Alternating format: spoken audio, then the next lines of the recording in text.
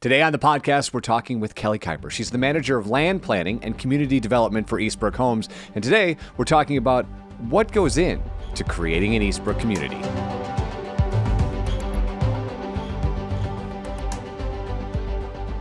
And as I said, our guest on the podcast, Kelly Kuiper from Eastbrook Homes. My friend, as I said before we started, you might be the only employee at Eastbrook I have not talked to yet. So how are you?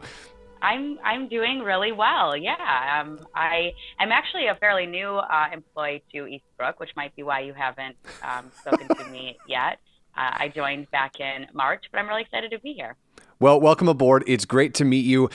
That's sort of where I wanted to start, Kelly, is like, you've got an interesting title, Manager of Land Planning and Community Development. So for you, what does that job mean? What's your day-to-day? Like, if you're not talking to me right now, what are you doing? Like, what is that? What do you do all day long? And I don't mean that disparaging. I'm like super curious. Like, what does that mean? No, I get it. It makes a lot of sense. So, when we think about a home building company, you think about the physical construction of the house. But one thing, that Eastbrook does is we create the entire community that those houses are built in. So my job and my land development team that I work with, we are responsible for that entire first step, finding the property, vetting the property. And then it gets really interesting. We get to design the actual community, the layout of the streets, what type of product we want to see there.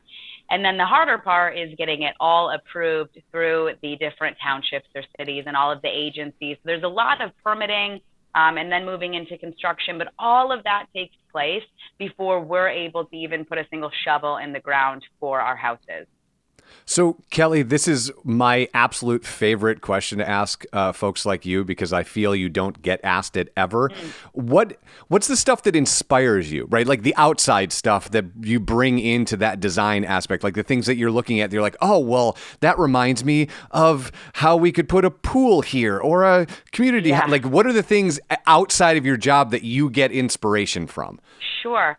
It probably will paint me as a giant nerd, but if you've ever gone to a community event, maybe not in your home community, but you've traveled somewhere and you've been walking in there downtown and you just think, wow, right? I mean, these outdoor patios or these string lights that they have, or this fountain, or the way that these walking paths are set up. I mean, I go through the physical world, whether it's here in West Michigan or when I'm on vacation, and I'm always thinking of how that can translate into one of our developments and how I can bring some of these cool features into our neighborhoods. And I think that's why reinvent the wheel? Find something that's cool and try to duplicate it here.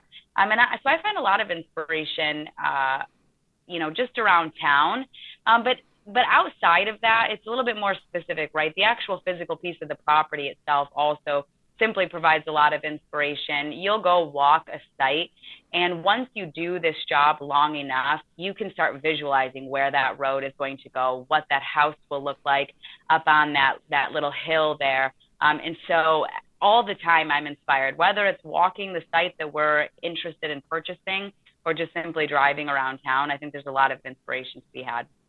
Let me just say that doing an interview with a grown man that's surrounded by action figures and saying that you're the nerdy one is quite the pitch there, my friend. Yeah. All right, let's get into the nuts and bolts. Like, when you're considering a community, how does that start? What is that part of the job? I'm assuming obviously there's an office portion of it, but when you're out in the field, like, what is the starting point to considering a community? Yeah. I mean, obviously we're looking for property that is for sale, but we're also looking for property that's not for sale. We have a pretty comprehensive process where we are looking for properties in certain school districts that has access to certain amenities, highway access, for example. Does it have public utilities or not? So there's a lot of criteria in which we are simply vetting property from the top down. But outside of when we find those pretty critical elements, if you will, we do think that something that we do really special here at Eastbrook is we are actually looking for those interesting pieces of property. I like to see little ponds or hills and valleys or big stands of mature trees. We've never been one to clear cut an entire site to maximize how many houses we can fit in a development. It is really important for us to find those interesting pieces that we know right from the get-go that we can create a really interesting community from. Now, you hit on this a little bit earlier on, but as you're going through this process, what does the dance look like between a township and Eastbrook as you're going through and developing a community? Yeah, and the dance even begins a little bit prior to the township or the municipality. It might be a city. It begins even in that due diligence phase. There's a lot of consultants that we work with, environmental consultants, there's just various people, surveyors, et cetera. So we're kind of starting this dance really early on. So every time we look to a new due diligence item, it's either continuing to give us a red light or a green light. Can we proceed here? And then there's also that balancing act of what can we build? So should the physical site work for a community? What will the municipality allow? And we're in kind of an interesting world, right? Because the municipalities, and there's a lot of NIMBY, and if you don't know that acronym, it's the not in my backyard folks, right? Yep. There's a lot of NIMBYism, and for good reason, right? People want to protect, their asset, their house, and their community that they currently live in. But there's a lot of outside forces, and then you're looking at the zoning ordinance to see what can you build here. And all of these things have to combine into that perfect storm to get this development approved. So yeah, you're going in front of those planning commissions or township boards and essentially pitching your case saying, I've looked at everything, I've looked at all the environmental concerns and I've read through your zoning ordinance and here it meets all of your requirements. But even then, and it shouldn't be like this, but even then there's still kind of a question mark of, will I get it approved or not, right? So there's a lot riding on purchasing property and designing these communities that there's a lot of risk. We just don't know what the outcome will be as we're working through it. So Kelly, after we kind of go through the bureaucratic part of it, right? We talk to municipalities or cities or whoever you're working for, how involved is your team with the entire community development process? Like, from stem to stern, how often are you guys doing work on-site, off-site? What does that stuff look like? Yeah. So, through that due diligence process, we, like I mentioned, we're on site with our consultants. We're meeting weekly with our engineers. We're meeting with the municipality. But even after all of that, our land development team, we're a small but mighty team. Our land development team spends a lot of time in the field. We are going on site through the construction process. We're checking to make sure that the utilities, that everything's getting installed correctly. We're looking at how that construction is coming along. But even after the utilities are installed and after the roads are built, we still are on site. We're checking to make sure that the roads are being, maintained or holding up through the house construction process. We're looking at how the landscaping is maturing, similar to our home process in the fact that we have, a 1-year warranty. We are, as a land development team, constantly going back and looking at the road and how, how it looks 2-3 years later. We're looking at how those ponds are the levels fluctuating. We're looking to make sure that all the landscaping is being taken care of and that it's growing in nicely, because we want to make sure that when we go to transition a homeowners association, that everything really has been maintained as perfectly as when it was first installed. And that's something that we take a lot of pride in is that care that's extended all the way through the process. So I'm currently living in Rockford, surrounded by your properties. So that leads me to kind of a natural next question. Once you have one, does it get easier, or is the process identical no matter if the community has done one before? Does you know what I'm saying? Yeah, it gets a little bit easier. And I think that speaks to the type of company that Eastbrook is, because you can see by driving through some of our past developments, you can see the really high level of care that we put into our communities, from the initial landscaping and the front entry signage. You can just tell that we spend a lot of time and money and energy to build a product in a community that we're really proud of. And then when others in that community see that, whether it's the existing residents or whether it's the planning commissioners or township board members, you do build a sort of trust and a sort of relationship that says we follow through on our promises, and we do build a high quality product that you'll be excited to have in your community. Now, like I said, I just said where I live. You've got two properties here. The two properties are very different visually, which gets me kind of to the next entry point. It's like I've always felt like the communities are special, but couldn't quite put a 10,000-foot sentence that describes why. So what is it that makes these places so special, and your ability to kind of make them in, like I said, I'm sure this is not novel for Rockford. In the other cities where you've got multiple places, they don't ever look the same, but they all feel like they're, pardon the marketing term, they all feel like they're on brand. So what makes the community special for Eastbrook? Yeah, I think it goes back to some of that initial due diligence work that we're doing, right? So because our motto and our business plan is not to simply clear cut or grade out an entire piece of property and maximize development, I think the reason that you're feeling that specialness is because we try to work with the land. So there is just this natural sense of, oh, it makes sense that this road curves around here, or these houses might be built up a little bit on this hill, or where there are naturally flat sections and the original parcel is large enough, we can create different pockets of condos here and single family lots here.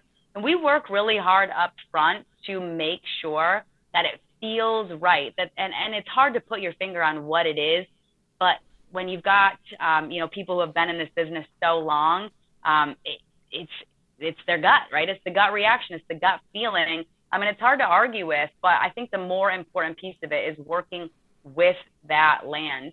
And when we can't work with the land, we do actually work really hard to add in some interest, visual interest, whether it's, we don't do a lot of straight streets. We are adding curvature to our streets, which when you're looking at a two-dimensional plan, it might not feel incredibly curved, but when you actually then drive down that road and you notice that slight curvature and the fact that you're not just staring down, a barrel of houses, it does make sense. It does make sense when you go and add in a significant number of street trees.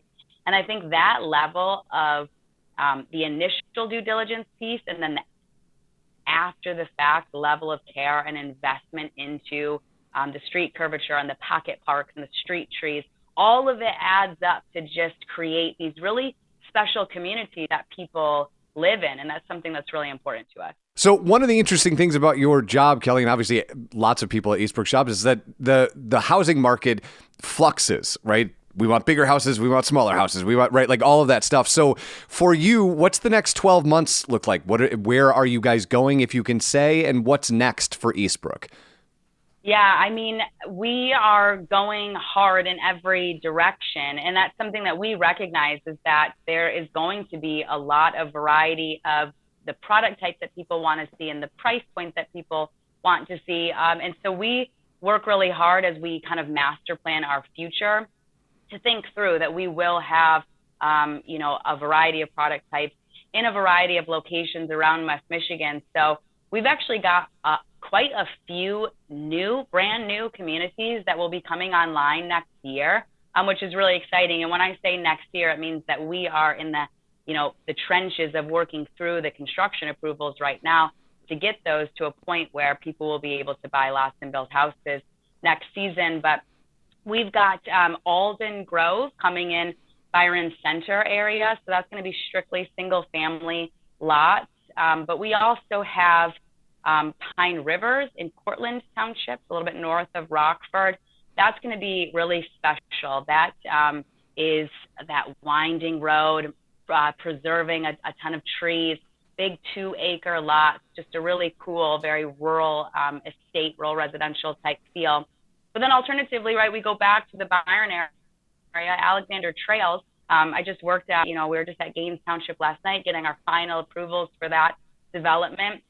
That'll be 400 units. That's a huge project. Yeah. That will include everything from single family to your more traditional ranch style condominium. But we also have our 2-story townhome condos, and then we also have our terrace home products. So right there, you have a lot of different product types pricing, all within that same community to give, to give everybody an opportunity to kind of be there and enjoy the community and the amenities. And then if you go over to the lakeshore, we've got Kingfisher, which is in Crockery Township. It's actually right kind of on the tail end of a little bayou in Spring Lake. Again, that'll be kind of this curved road, big, beautiful lots in that Spring Lake area. We've got another project in Spring Lake, Elliott Acres and Blue Jay Cove, single family lots and ranch condos. And that doesn't even get into, our next phases of our existing projects. So we're keeping really busy. We have a lot on the horizon, and we're really excited about, what next year is going to bring for us, for the community. So I imagine the first 120 days has been sort of a whirlwind for you then. It is, but I love it, right? I like staying busy. I love this work. I think that, not everybody realizes when you read through this zoning ordinance, right? It's this incredibly boring, for lack of a better word, document, hundreds of pages of just rules and regulations. But it's something that I have realized over the course of my career that this document, no matter how boring and legalese the text feels, it really is this kind of document that allows you and shows property owners and even me what they can do with their land and with their property and with their house.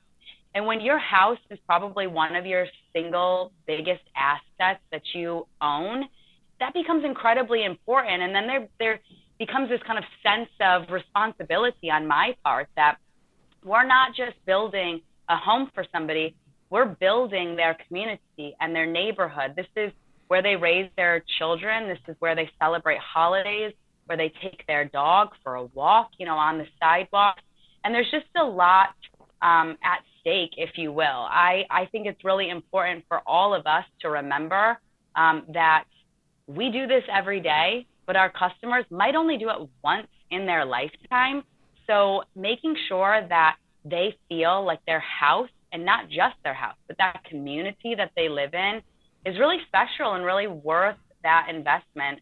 I just take that really seriously, and I think it's really important. And I think Eastbrook as a company does a good job of trying to create that community that people invest in, not just their house. Awesome. And if you want to get started, you can jump online to eastbrookhomes.com. Kelly Kuiper, it was great to meet you. Have a wonderful week. And I would love to catch up towards the end of the year and see how all of the stuff you just rattled off is going for you. That'd be great.